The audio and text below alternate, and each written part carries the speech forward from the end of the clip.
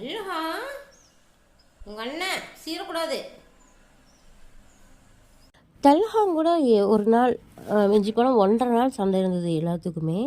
அதுக்கப்புறமா கிட்டன்ஸ் வந்து ஒன்றா சேர்ந்துட்டாங்க, விளையாட ஆரம்பிச்சிட்டாங்க. ஆனால் எங்கள் மின்னுவால் வந்து அதை வந்து அக்செப்ட் பண்ணிக்கவே முடியல. நம்ம வீட்டுக்கு யாரோ 2 பேர் புதுசாக வந்திருக்காங்க அப்படின்னு நினச்சிட்டு என்ன பண்ணுறான்னா, வீட்டுக்குள்ளேயே வரமாட்டேங்கிறா. வெளியில் போர்ட்டிக்கோலேயே உட்காந்துருக்கா.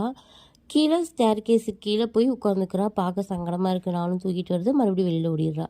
இப்படியே தான் இந்த 3 நாளாக வெளியே தான் இருக்கா. வீட்டுக்குள்ளே தூங்கவே இல்லை. நைட்டு தான் நாங்களாம் வீட்டுக்குள்ளே விடுறனால வீட்டுக்குள்ளே தூங்குறா. அப்போவும் கிட்டக்க போனாங்கன்னா சீர ஆரம்பிச்சிட்றா. மறந்துட்டா போல். கொஞ்ச நாள் தான் போல இல்லையா, பூனைங்கெல்லாம் அப்படியே மறந்துடுவாங்களாட்ருக்கு. அவள் வாசம் பிடிக்கிறானா அவங்க மேலே அந்த வாசம் வர்றதில்லை போல். அதனாலேயே அவளை வந்து அவங்க ஏற்றுக்க மாட்டேங்கிறா. இந்த தல்ஹாக்கும் அண்ணா வீட்டிலேருந்து வந்த மூக்கு கருப்பாக இருக்குல்ல, அண்ணா வீட்டிலேருந்து அவனும் வந்திருந்தான். அவனை ஏற்றுக்கிறா. அவனையும் தல்ஹாக்கும் பால் கொடுக்குறான். ஆனால் இவங்க 2 பேத்துக்கு கொடுக்க மாட்டேங்கிறான். அவன் உட்காந்து பார்த்துட்டே இருந்தான் ரொம்ப நேரம். அப்புறம் அப்படியே தூங்கிட்டான். உட்காந்துட்டே தூங்குறான் பாருங்கள். எனக்கே கொஞ்சம் கஷ்டமாயிடுச்சு.